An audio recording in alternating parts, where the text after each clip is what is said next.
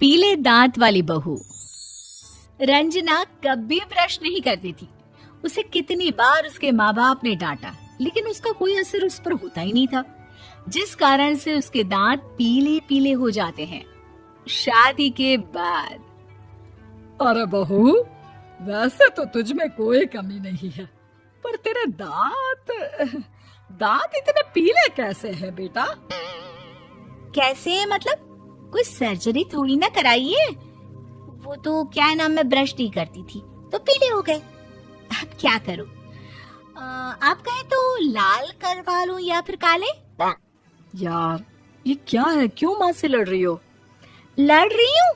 अरे मैं लड़ रही हूँ या ये बोल रही है कि दांत पीले हैं, पीले। अरे तपस्या थोड़ी ना की है इन्हें पीले करने के लिए। बकायदा ब्रश नहीं किया है 20 साल तक, तब जाकर। छी, कैसी बात कर रही हो? ये उस वक्त तो पीले नहीं थे जब हम लोग तुम्हें देखने आए थे। अरे तब साफ करवा लिया होगा डेंटिस्ट के पास जाकर।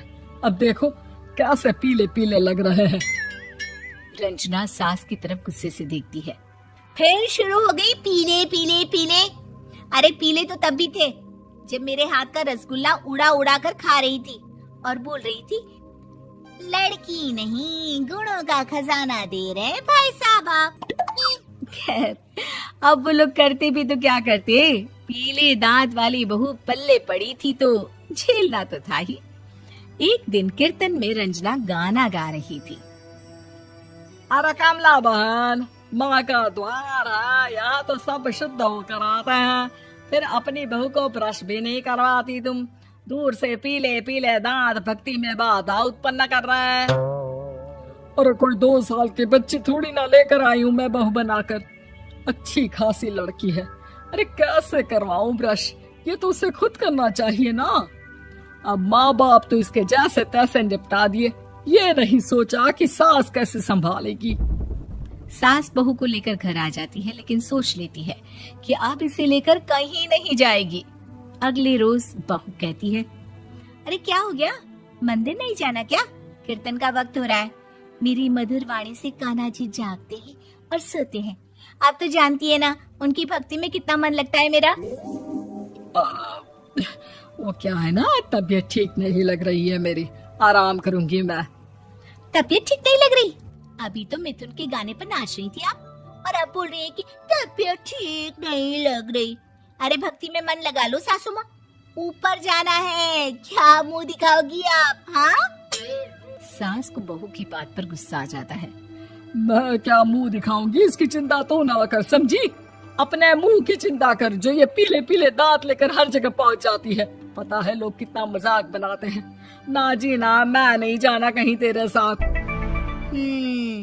तो ये बात है। कोई ना, मत जाओ, मैं अपने कमरे में ही बैठकर भक्ति कर लूंगी। ऊपर वाला दांत थोड़ी ना देखता है, मन देखता है, भावना देखता है। और अरे बस बस, तू सब कुछ दिखा, बस ये सफेद चमकदार दांत ना दिखाना किसी को, है? जा यहाँ से। बहू को सास की बात का कोई फर्क नहीं पड़ता, वो तो जैसी थी वैसी ही रह जाती है। सुबह नहाकर किचन में खाना बनाना, फिर खाना खाना, कीर्तन भजन करना और सो जाना। एक दिन, माँ जी मैं सहेली के घर जा रही हूँ, शाम को लेट आऊंगी। हाँ, तो जाना, मैंने कौन सा तेरी आरती करनी है घर पर बैठकर। रंजना सहेली के घर जाती है, जहाँ वो पार्टी में जाने की तैयारी कर रही होती है। अरे शिखा, कहाँ जाने की तैयारी कर रही है? मैं गलत वक्त पर आ गई क्या? अरे नहीं यार, उल्टा सही वक्त पर आई है। मैंने ये साड़ी और ज्वेलरी निकाली है यार, शाम को इनके ऑफिस की एक पार्टी में जाना है। बताना कैसा लग रहा है ये सब? नहीं यार, इस ड्रेस के साथ तो वो वाली ज्वेलरी अच्छी लगेगी। हाँ सही बोल रही है, मैंने ध्यान ही नहीं दिया। वैसे तो हमेशा से मस्त फैशन सेंस रखती है। तो बड़ा जाती होगी ना पति के साथ पार्टी में। रंजना कुछ नहीं बोलती, बस सोचती है कि यार काश ये बात सही हो जाती, पर मैं क्यों नहीं जाती पार्टी में?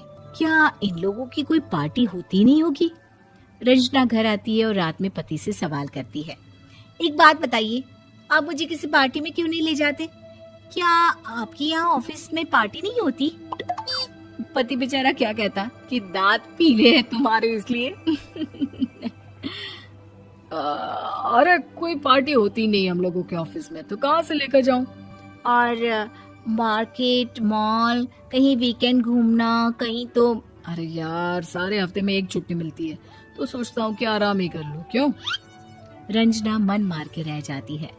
पहले कभी सास के साथ मंदिर जाया करती थी, लेकिन वो भी सास ने ले जाना बंद कर दिया।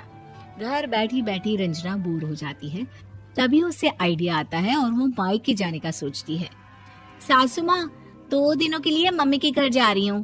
अच्छा अच्छा ठीक है, आराम से जा। और हाँ, माँ से कुछ अच्छी आदत सीख कर आना कि कैसे शरीर के हर भाग की तरह दांतों की सफाई भी जरूरी होती है, समझी? शुरू हो गई ना आप। वो लोग आपकी तरह नहीं है कि छोटी छोटी बात का बतंगड़ बना दे। उन लोगों के लिए मैं मायने रखती हूँ, ना कि मेरे पीले पीले दांत। रंजना माँ को बिना बताए उन लोगों को सरप्राइज देती है, लेकिन जैसे ही वो दरवाजे पर पहुंचती है, अंदर देखती है कि घर वाले कहीं जा रहे होते हैं। अब माँ, काश रंजना दीदी के दांतों वाली प्रॉब्लम नहीं होती, तो वो भी हम लोगों के साथ चलती ना बुआ जी की बेटी की शादी में। हाँ बेटा, लेकिन अब उसे कौन समझाए कि उसको उसके पीले दांत नहीं दिखते, लेकिन उसके आसपास के लोगों को कितना एम्बैरेसिंग फील कराते हैं।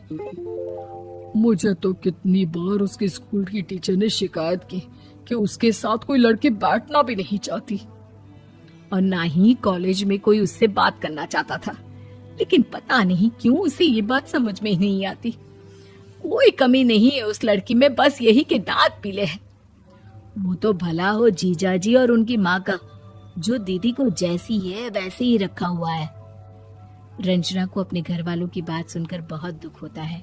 वो सोचती है कि वो क्या करे, लेकिन फिर वो सीधा डेंटिस्ट के पास जाती है, अपने दांत चमकाती है और कसम खाती है कि वो रोज ब्रश करेगी। अरे क्या हो गया? तुम तो 2 दिनों के लिए गई थी ना। पर कोई ना, अच्छा है, चलो आ गई तो। रंजना सास के सामने आकर खड़ी हो जाती है और पूरी स्माइल करती है, उसके चमकदार दांतों को दिखाती हुई। हैं? चले मंदिर?